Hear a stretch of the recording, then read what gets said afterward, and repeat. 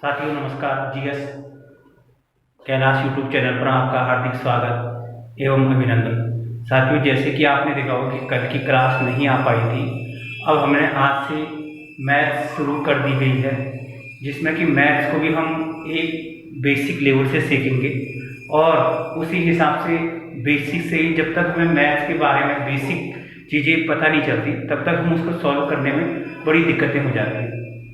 साथियों, तो हम आज से मैथ्स की क्लास भी मैंने शुरू कर दी है। पहले मैंने कहा था कि आपको मैं हिंदी, जीएस, मैथ्स, रीजनिंग सारी क्लासें शुरू कर दूंगा, तो उसी क्रम में हम चलते हैं कि अभी मैं डेमो के तौर पे मैंने हिंदी की क्लास भी दे दी है, रीजनिंग की क्लास भी दे दी है और आज से हम मैथ्स की क्लास शुरू कर देते हैं। तो जिसमें भी आप देखोगे कि मैथमेटिक्स में हमें क्या होता है कि अगर हम उसकी बेसिक चीज़ों को नहीं समझते हैं, अगर हम बेसिक चीज़ें हमें नहीं आती हैं तो हम उसको नहीं कर पाते हैं और बड़ी दिक्कतें मैथ्स में होती है। तो मैथ्स हर किसी के लिए सरदर्द बन जाता है। तो जिससे अब उस सरदर्द को ठीक करने के लिए हमें बिल्कुल भी मैथ्स की बेसिक चीज़ों की जानकारी होनी बहुत ज़रूरी है, तभी जाके हम आगे बढ़ सकते हैं। साथियों, आपने देखा था कि हम रीजनिंग हमने क्लास कर ली थी, मैथ्स ये हिंदी की क्लासें हो गई थी और आज हमारी जो है मैथ्स की क्लासेज हैं। तो मैथ्स में सबसे पहले हम चलते हैं नंबर सिस्टम।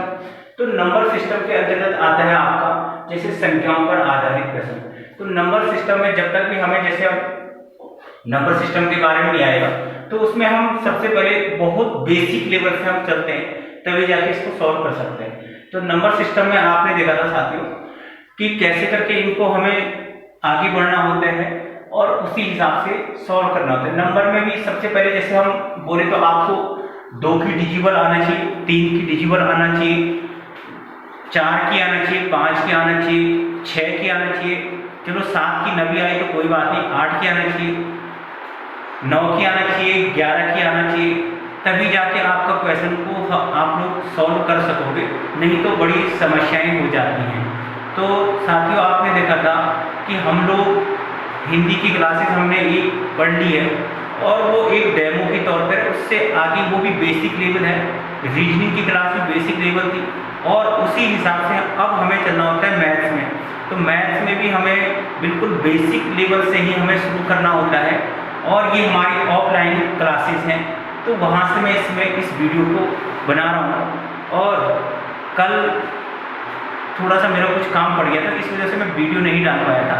तो आज मैथ्स की क्लासेस हम शुरू करते हैं और मैथ्स में भी देखते हैं कि हम बहुत बेसिक लेवल से हमें चलना होता है और जिस कारण से हमें फिर आगे बढ़कर बहुत टफ से टफ क्वेश्चन को सॉल्व करना पड़ता है। और यहाँ पे आपकी जो भी मैथ्स की क्लास होगी वो ऐसा नहीं कि हम उसको बहुत जैसे हम हाई स्कूल में सॉल्व करते थे या आपका 9th में सॉल्व करते थे, वैसी क्लासेस नहीं होती हैं।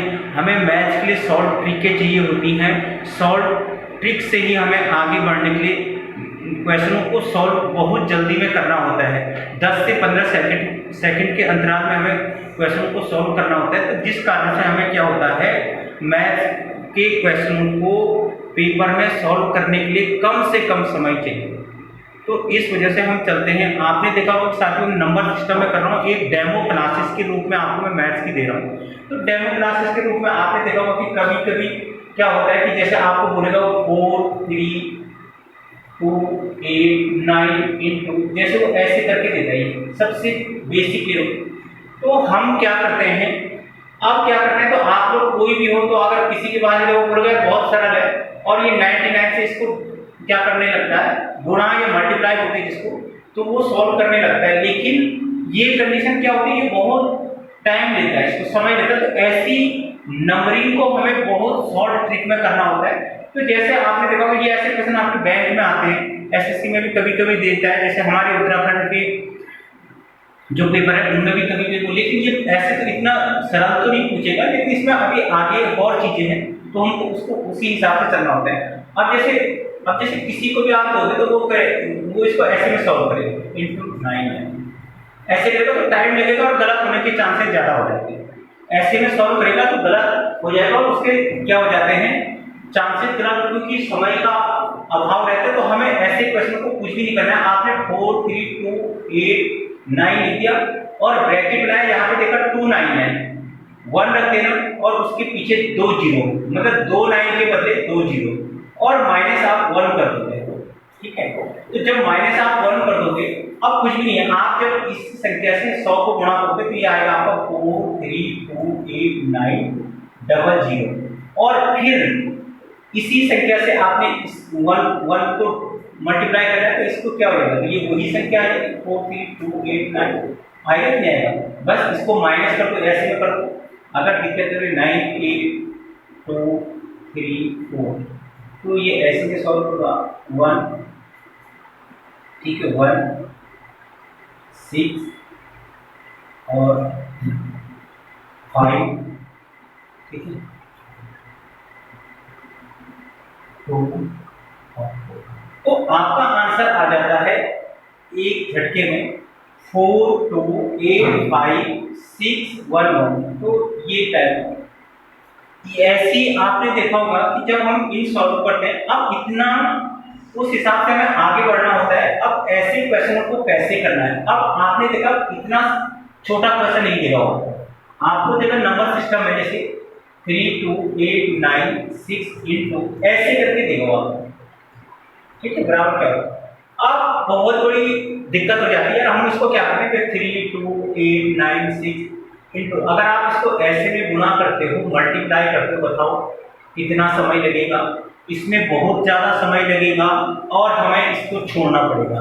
लेकिन इसमें हमें क्या होता है, बहुत शॉर्ट उसमें चलना होता है, इसमें कुछ भी नहीं करना, आपने एक बार ये संख्या लिख देनी है 6, ठीक है, और मैंने बोला था जितने वो एक बार यहाँ पे 1 लिख देना और देखना जितने 9 होंगे 1 के पीछे उतने जीरो लगाने होंगे। देखो 1 2 3 4 1 2 3 4 और माइनस क्या कर दोगे आप 1 कर दोगे, ठीक है। तो ऐसे में आप क्या करो, इससे आप एक बार इसको गुणा करो, तो 3 2 8 9 6 और इसके पीछे कितने जीरो आएंगे 2 जीरो आएंगे और इसी से फिर आप इसको गुणा करो 1 को, तो -3 2 8 9 6 यही तो आएगा, बस कुछ भी नहीं आएगा। अब देखो इसके नीचे रखो 6 9 8 2 और 3 ऐसे करके सॉल्व करो।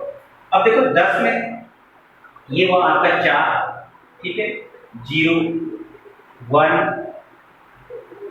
7 2 9 8 2 3। अब बताओ कितना समय लगा इसको, तो मात्र हमें बहुत कम समय में ऐसे क्वेश्चनों को सॉल्व करना होता है, आपकी कैलकुलेशन से संबंधित आती हैं और उस हिसाब से आपको चलना होता है।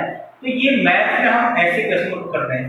तो साथियों ये मेरी डेमो क्लासेस थी, आपको कैसी लगी आप मुझे कमेंट्स में जरूर बताइएगा और वीडियो को लाइक शेयर और सब्सक्राइब जरूर कीजिएगा।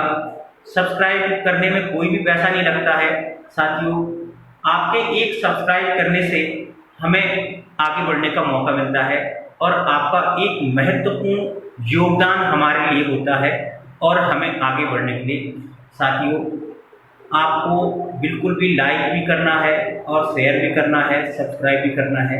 आपसे मेरी ये विनती है, निवेदन है कि जरूर आप मेरे चैनल को सब्सक्राइब कीजिएगा और हमें आगे बढ़ने के लिए प्रोत्साहन कीजिएगा। धन्यवाद।